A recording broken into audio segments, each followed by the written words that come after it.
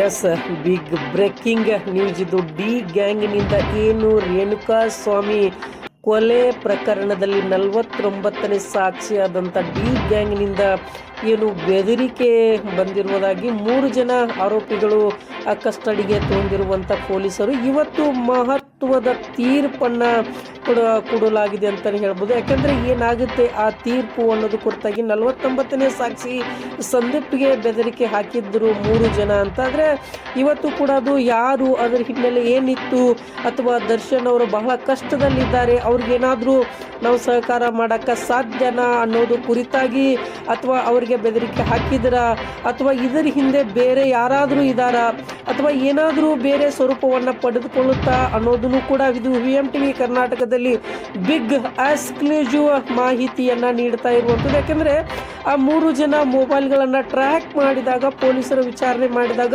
ಇನ್ಯಾರೋ ಕಾನ್ಫರೆನ್ಸಲ್ಲಿ ಇದ್ರಂತೆ. ಆದರೆ ಯಾರು ಅನ್ನೋದನ್ನು ಕೂಡ ಇವತ್ತು ಆ ಕೋರ್ಟ್ನಲ್ಲಿ ಸಾಬೀತು ಆಗುತ್ತೆ ಅನ್ನೋದನ್ನು ಕೂಡ ಇಲ್ಲಿ ಒಂದು ವಿಶೇಷವಾದ ತೀರ್ಪು ಅಂತನಾಗ್ಬೋದು. ಎಲ್ಲೋ ಒಂದು ಕಡೆ ಇದು ದರ್ಶನ್ ಕೇಸಿಗೆ ಮತ್ತೆ ಹೊಸ ತಿರುವು ಪಡೆಯುತ್ತಾ ಅನ್ನೋದನ್ನು ಕೂಡ ಇಲ್ಲಿ ಮುಖ್ಯವಾಗಿ ತರುವಂಥದ್ದು. ಯಾಕೆಂದರೆ ಅವರ ಅಭಿಮಾನಿಗಳಂದ್ರೆ ಡಿ ಗ್ಯಾಂಗ್ ಅಂದರೆ ಡಿ ಬಾಸ್ ಅಭಿಮಾನಿಗಳು ಈ ರೀತಿ ಮಾಡಿದ್ರ, ಅಥವಾ ಅಭಿಮಾನಿಗಳ ಕಡೆಯಿಂದ ಈ ರೀತಿ ಮಾಡಿಸಿದ್ರ ಅನ್ನೋದು ಕೂಡ ಇಲ್ಲಿ ಕಾದ್ ನೋಡಬೇಕಾಗಿದ್ದು. ಆದರೆ ಯಾರು ಆ ಕಾನ್ಫರೆನ್ಸ್ ಕಾಲ್ನಲ್ಲಿ ಮಾತಾಡಿದ್ದು ಯಾರು ಅನ್ನೋದನ್ನು ಕೂಡ ಈಗಾಗಲೇ ಆ ಸಂದೀಪ್ ಅಲ್ಲಿ ಸಾಕ್ಷಿ ನುಡಿದಿರುವಂಥದ್ದು. ಆದರೆ ಇವತ್ತು ಯಾರು, ಏನು, ಎಂತ ಅನ್ನೋದನ್ನು ಕೂಡ ಇವತ್ತು ಕೋರ್ಟ್ನಲ್ಲಿ ಬಹಿರಂಗವಾಗುತ್ತೆ ಅಂತಲೇ ಹೇಳ್ಬೋದು. ಯಾಕೆಂದರೆ ಈ ಕಾರಣದಿಂದಾಗಿ ಹೊಸ ಹೊಸ ಹೊಸ ತಿರುವನ್ನು ಪಡಿತಾ ಇರುವಂಥದ್ದು ಇದು ದರ್ಶನ್ ಕೇಸ್ನಲ್ಲಿ. ಏನು ನಂತರದಲ್ಲಿ ಏನು ಬೆಳವಣಿಗೆ ಆಗುತ್ತೆ, ಯಾಕೆ ಆಗುತ್ತೆ ಅನ್ನೋದನ್ನು ಕೂಡ ಇವತ್ತು ಕಾದು ನೋಡಬೇಕಾಗಿರುವಂಥದ್ದು. ಆದರೆ